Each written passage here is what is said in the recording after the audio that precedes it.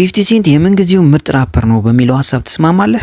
100% አልስማማም። ገና ለገና በ9 ጥይት ተመታው ብሎ ራፐርነት እኮ ጥይት በመመታት አይደለም። ስንት ምርጥ ራፐሮች አሉ። ሲጀመር የሱ ዘፈኖች ለጋንግስተሮች የሚሆን ዘፈን ነው፣ ለኛ አይደለም። ይሄ ሳንቲማም። እሺ በቃ ለኔ አትንገረኝ፣ ዞር ብለክ ለራሱ ንገረው።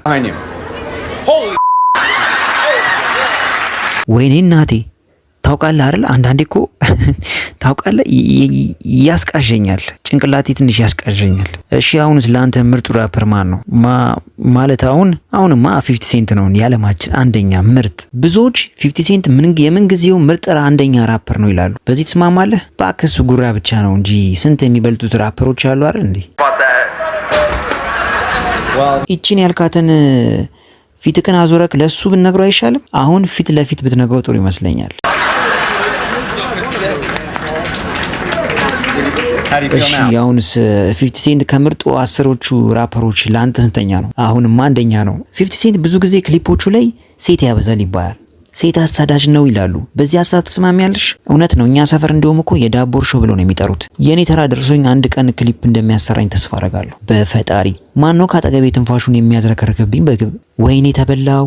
ካኔሎ አልቫሬዝ እና ማይክ ታይሰን ቦክስ ቢጋጠሙ ማን የሚያሸንፍ ይመስልሻል? ከባድ ጥያቄ ነው። ካኔሎ የሚያሸንፍ ይመስለኛል። እሺ ዞር ብለሽ ለራሱ ንገሪው።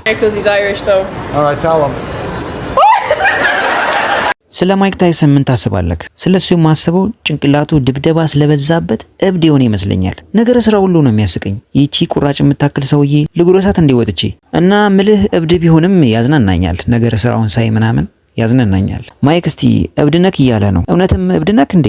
ማይክ what do you think? Are you crazy? ትንሽ ይመስላል። ከማይክ ታይሰን ጋር ብጋጠመው አሸንፈዋለሁ ብለህ ታስባለህ? አዋ አናፍጠዋለሁ። መድረክ ብቻ ይገኝ እንጂ እሱንም ማገኝበት። እሺ አሁን ገጠመው። Tyson vs Butterbean.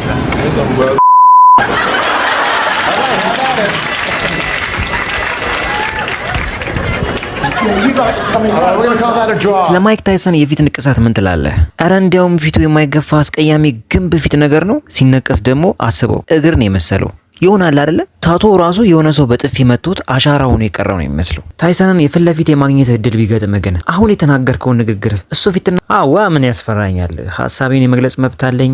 እኔ ደግሞ ወንድ ነኝ፣ አልፈራም። እሺ እባክህ ማን ነው ፊቴን በጥፊ መታው እንዴ? ማይክ ታውቃለህ፣ ከመሐመድ አሊ በላይ ነው ማደንቅ።